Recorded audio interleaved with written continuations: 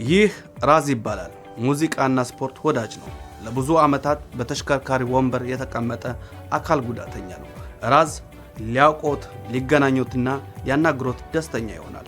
ነገር ግን በተሽከርካሪ ወንበር ሲመጣ ያለ ፍቃድ ወንበሩን ከመንካት ወይም ከመግፋት ይጠንቀቁ። ተሽከርካሪ ወንበሩ የራዝ የግል ቦታ ዋና አካል ነው። ከሰውየው ፍቃድ ከጠየቁ በኋላ በመጓጓዣው ላይ እርዳታ ሊሰጡት ይችላሉ። ይህም በእርጋታና በመንገድ ላይ ላሉት መሰናክሎች ትኩረት በመስጠት ይሆናል።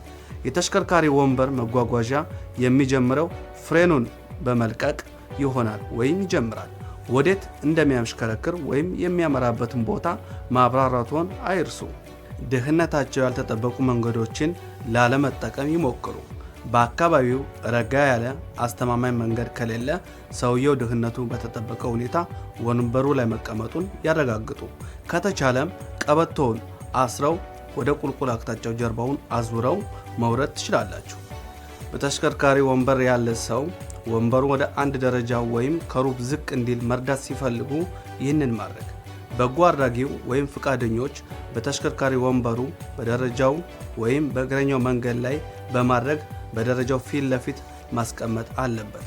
ተሽከርካሪ ወንበሩ በ15 ዲግሪ ጎን በኋለኛው ጎማው ወይም ዊልስ ላይ መነሳት አለበት እና ከዚያም ተሽከርካሪው ወንበር ቀስ በቀስ ፍሬን በማድረግበት ጊዜ በደረጃው ወደ ታች ሊወርድ ይችላል።